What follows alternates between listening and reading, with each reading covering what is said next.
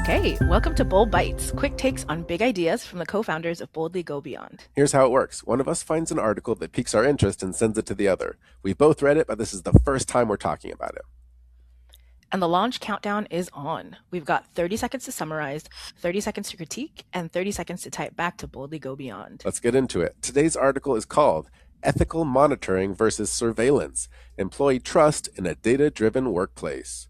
All right, Zainab, let's start out with you. You've got 30 seconds to summarize the article, starting in 3, 2, 1. Okay, this article draws a definitive line between ethical monitoring and surveillance. It defines surveillance as clandestine, excessive, and activity-based, monitoring emails and chats or hidden GPS to treat employees as liabilities. It defines ethical monitoring as a transparent, aggregate-focused framework. The main point is, surveillance erodes trust, while ethical monitoring is described as a supportive resource using data for mutual benefit, like optimizing workloads, or identifying burnout.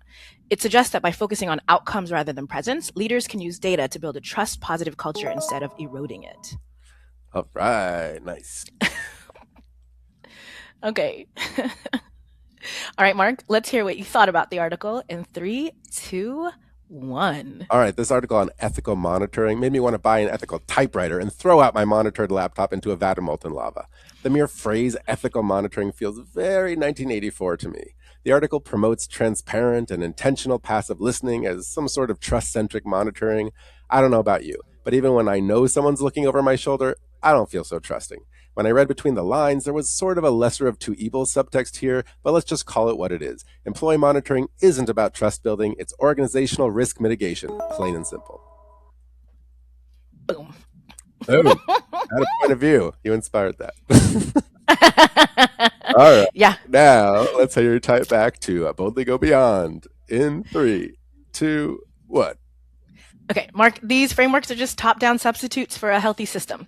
Transparency and intent are starts, but they aren't relational trust, which we define as the structural reliability between people to signal their needs and meet commitments without an observer.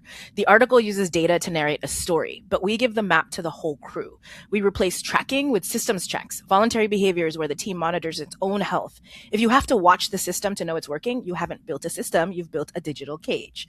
We move leaders towards systemic stability through a self-correcting system where the data belongs to the people navigating the terrain. All right, I went over, but I think I was pretty good. It was very good. I really want to work with those. Worth it. I'll do it. Loved your take, Marc. Thank you so much for joining us for this edition of Bold Bytes. We'll see you next time.